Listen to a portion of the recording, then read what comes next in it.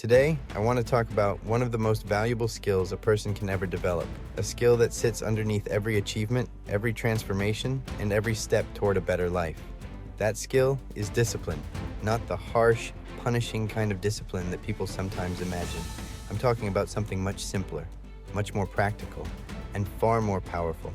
In fact, the ancient Stoics often saw discipline as the root of all personal strength, the ability to govern yourself before trying to govern anything else.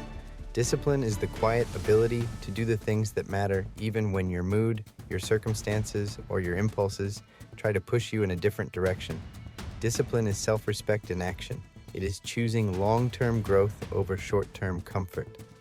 And when you understand how discipline works, when you learn to build it slowly and consistently, you begin to change the direction of your life. Not overnight, not magically, but steadily. Today, I want to walk you through discipline in a calm, simple, encouraging way. I want to help you see how discipline becomes the master skill that supports every other part of your life. And I want to help you start building it, one small choice at a time. Let's begin. People often misunderstand discipline. They think it means pushing yourself harder, or being strict, or forcing yourself to do things you don't want to do. But real discipline is none of that. Real discipline is honoring your future self. Real discipline is doing what builds you rather than what delays you. Real discipline is choosing the action that supports your goals, even when another option looks easier in the moment. The Stoic philosopher Epictetus said, "No man is free who is not master of himself." That's the heart of discipline, gentle mastery over your own choices. Discipline is a form of self-respect. Every time you keep a small promise to yourself, you strengthen that respect. You say to yourself, I can trust myself, I follow through, I keep my word. Motivation comes and goes, discipline stays steady. Most people wait for motivation before they start. They want to feel ready, inspired, excited. But motivation is unpredictable. It rises and falls like the weather. The Stoics understood this well. They didn't wait to feel ready. They acted according to their values, not their moods. Discipline doesn't rise and fall. Discipline is a choice, a simple one. And that choice starts small. Rohn once said, "Success is nothing more than a few simple disciplines practiced every day." He didn't say 100 disciplines. He didn't say massive disciplines. He said a few simple ones, and that's the truth. Big change grows out of small, steady effort. Motivation might get you started, but discipline keeps you going long after motivation has faded. If you rely on motivation, you'll make progress sometimes, but if you rely on discipline, you'll make progress every time. One of the most powerful ideas you can ever learn is the principle of compounding. We usually hear about compounding in money, but compounding applies to habits, to behavior, to your mindset, and to your future. Every time you take a small disciplined action, you place a deposit into your future. You add a little strength, a little skill, a little momentum. Reading for 10 minutes, exercising for 15, preparing your day the night before, choosing patience, choosing focus, choosing the better option, even once. These small actions don't feel life-changing in the moment, but when you repeat them day after day, they compound. They begin to change your identity. They begin to change what you expect from yourself. They begin to change what you believe you can accomplish. Marcus Aurelius wrote, "The soul becomes dyed with the color of its thoughts." Your disciplined choices slowly color the person you become. Discipline works quietly, slowly, but powerfully. It's not dramatic, it's not flashy, but over time, it creates results that feel almost unbelievable. Not because the actions were big, but because they were consistent. Discipline becomes much easier when the action becomes small. Most people fail because they try to do too much at once. They try to overhaul their entire life in a single week. They want instant transformation, and when they can't maintain the intensity, they quit. But discipline wasn't meant to be intense. It was meant to be steady.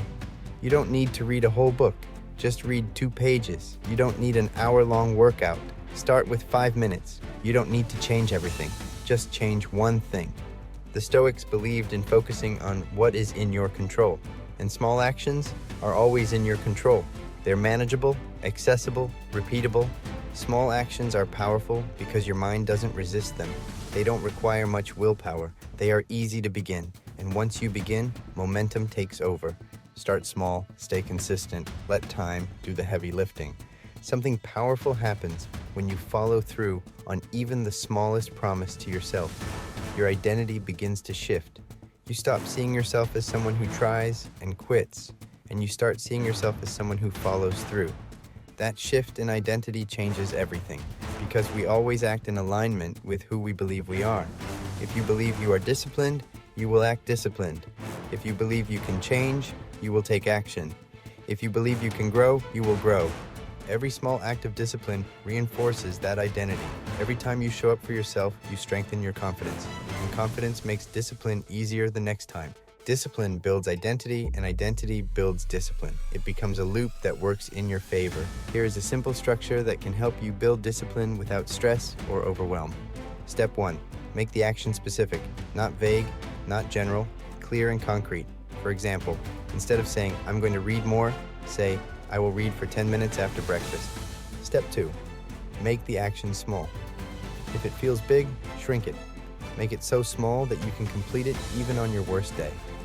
Step 3. Make the action visible. Track it, put it on a calendar, check it off. You don't need a complicated system, just a simple visual reminder. Step 4. Make the starting point easy. Remove any friction. Prepare your environment. Lay out your workout clothes. Place your book somewhere visible. Make the beginning effortless. Step 5. Make it part of who you are. Tell yourself, "I am becoming a more disciplined person." Your brain will follow your identity. This is how you build discipline without burnout. This is how you build it for life. People often think discipline takes freedom away, but the opposite is true. When you discipline your money, you gain financial freedom. When you discipline your health, you gain physical freedom. When you discipline your time, you gain mental freedom. When you discipline your habits, you gain emotional freedom. The Stoics believed that true freedom came from self-control, not from doing whatever you want, but from not being ruled by impulse. Discipline removes chaos. It removes stress. It removes confusion. It removes the sense of being lost or behind. Instead, it gives you clarity. It gives you direction. It gives you confidence. It gives you back control over your life. The truth is simple. Discipline creates freedom. So let's make this practical. Choose one small discipline you can start today, not tomorrow, today.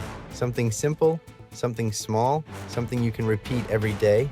Read 10 minutes, walk for 5, drink more water, plan tomorrow before you go to bed, put your phone away for the first 15 minutes of your morning, write down your goals, breathe deeply for 1 minute, pick one. Begin today. Discipline isn't about perfection, it's about direction. It's about becoming a person who steadily moves forward, calmly, patiently, confidently. Marcus Aurelius said, "Waste no more time arguing what a good man should be. Be one." In the same way, waste no more time waiting to become disciplined. Start practicing it, one small act at a time. When you master discipline, you can master anything.